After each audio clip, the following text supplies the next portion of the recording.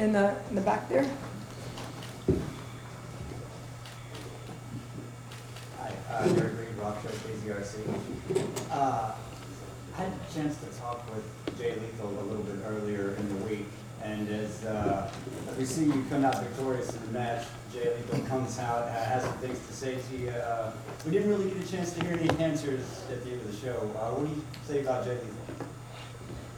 Well, I think there always comes a time when the person that was under the wing starts to surpass the person that is teaching.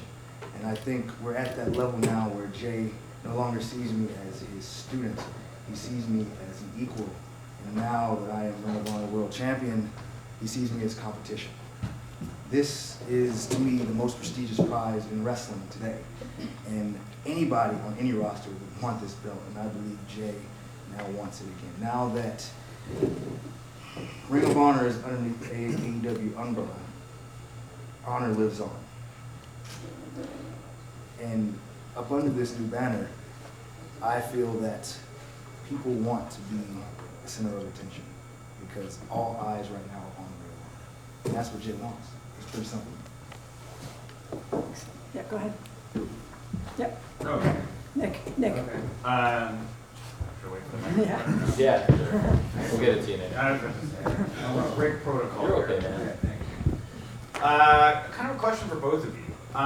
It was definitely something I noticed tonight with Wheeler and Joe that the announcements on Twitter you made, Tony, were also AEW announcements on a Ring of Honor night. Now, Jonathan, are you interested in bringing the title to AEW to defend it? Do you want to keep it in the company? And Tony, are you looking to mingle Jonathan and that title into AEW, or do you want to keep Jonathan separate? If I may, no, I definitely would love to have Jonathan defend the title in AEW and on AEW programming, and I think that's definitely something possible. And Jonathan's traveled the world, and he can tell you better than anybody, I think, about his vast experiences wrestling and all the championships he's held in all the promotions around the world. So I am excited for him to defend the championship in AEW, on Dynamite, on Rampage, on lots of our great programming, and also I think there are a lot of great relationships that we have with other companies and relationships Jonathan has with companies, and I think there's a lot of exciting possibilities both in AEW and through the Forbidden Door. Great. And Well, for me, it would be an honor to take Ring of Honor to national television. The funny thing is my life has been somewhat of a Cinderella story. I grew up in wrestling, idolizing the men and women that worked for Ring of Honor, and my passion grew.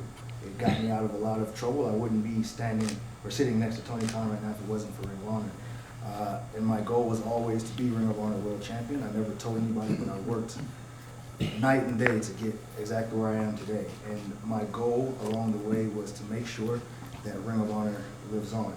And I want to take the idea, the essence, and the heart and soul of Ring of Honor to everybody around the world. And now that Tony Khan has acquired Ring of Honor, I can now do that. I really appreciate the passion that he has for professional wrestling and the passion that he has for Ring of Honor. If it wasn't for Tony Khan, Honor would have died. And now I can stick with the company that I have fallen in love with all these years ago. And I don't have to wave another flag ever besides the Ring of Honor flag. Right here, front. Sean. Sean Ross Sapp of Fightful. I spoke to you, I think it was like in October, we were talking about the first terminus. And even back then, right after the initial ROH hiatus announcement happened, you said, it's important to me to stick this out and see what happens with Ring of Honor. Nobody could have known what was going to happen with Ring of Honor.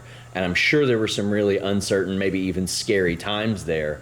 Like, can you maybe recount some of those and then how you felt when you heard that Tony bought ROH? So for me, like I told you, my life has been sort of a Cinderella story, and this voice in my mind has always guided me, and I learned a long time ago to listen to this voice. Again, I wouldn't be here sitting next to Tony Khan if it wasn't for this voice that I like to call my destiny. And when I heard that Ring of Honor was going on hiatus, I remember Lethal calling me after the meeting was over, and he said to me, I'm really upset with you. And I said, why? He goes, because on the Zoom call, you were the most calm person. It's because my destiny was talking to me. This is not a gimmick. This is real life for me. And my destiny was talking to me, and it was telling me that everything was going to be okay. I had no clue what was going to happen, but I knew I had to keep honor alive. So I went around the world defending the Ring of Honor World Championship because I truly felt that something was going to happen. And I was on tour in Ireland in my hotel room taking a nap, and I get a phone call from Bandito, and he tells me, "Hey, amigo, do you know what's going on?" I said, "No, bro, I do not." And he tells me that Tony Khan purchased Ring of Honor, and that's when it hit me. My destiny was right. Honor will live on.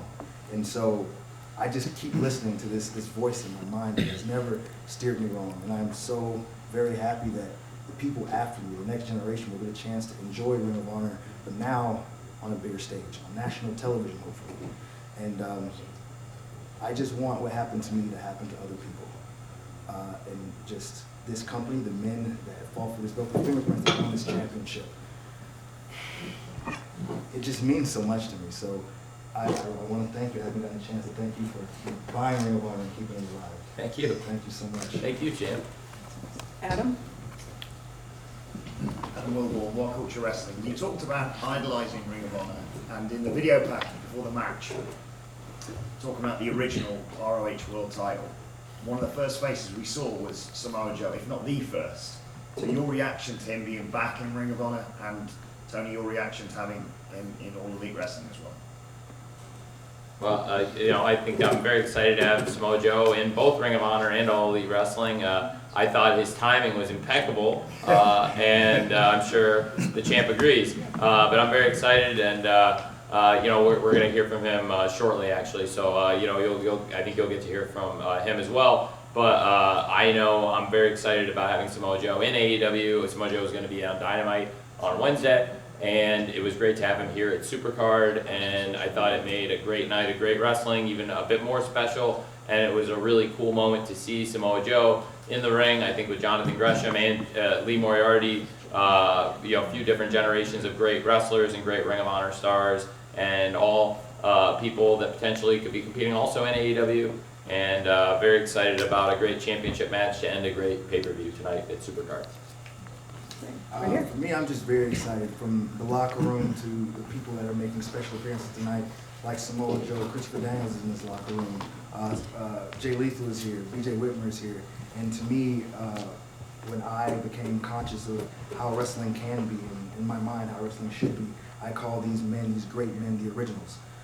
And they still possessed the fire and the spirit of what I believe wrestling is built upon. And having them here in this company to teach the next generation, to help us understand how to be pro wrestling, means the world to me. I am exactly where I'm supposed to be, and I'm very happy these guys are coming back to an umbrella that has someone that cares so passionately about the sports and the essence of this business.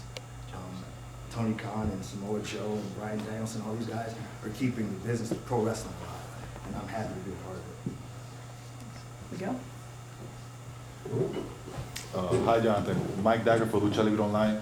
So, going with that same question, piggyback on it, I would like to know, since people like Daniel Bryan, Samoa Joe, even CM Punk are part of All Elite Wrestling, and it seems like there's probably going to be some cross-promotional things here and there, if I'm not mistaken, right? Could be. How do you feel about facing people like possibly a CM Punk, a Samoa Joe, or Bryan Danielson? My travels during the hiatus was, in my mind, preparing me to face two men. Those men being CM Punk and Bryan Danielson. I believe that honor was lost a long time ago when they decided to change this championship to other versions of this. The fingerprints of the originals is on this championship. When it's seen around the world, people clap, not for me, but for this championship, because it holds such a rich history. So, to me, when honor was taken away, now that I possess this, my job is to bring honor back to this championship. And the only way to do that is to wrestle two men. The men that took the name best in the world away from Ring of Honor, CM Punk. The man that buried the division that I revived, the pure division, and Bryan Danielson.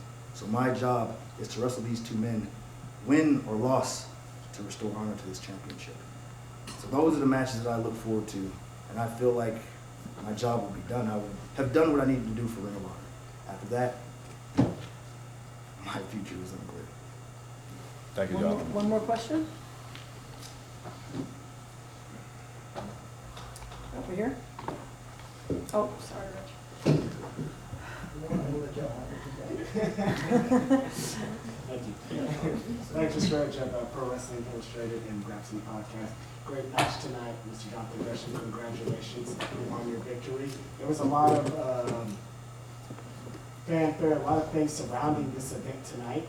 You were the main event. There's a lot of things surrounding your match. How do you kind of block out everything that's happened, the sale of Ring of Honor, being involved with AEW, this show, coming to different venues? How did you just kind of block all that out to focus on being the undisputed Ring of Honor champion and not letting the outside curriculum kind of get you off track? That's very easy. I stay off of social media. I delete the apps. Okay. Thank you very much.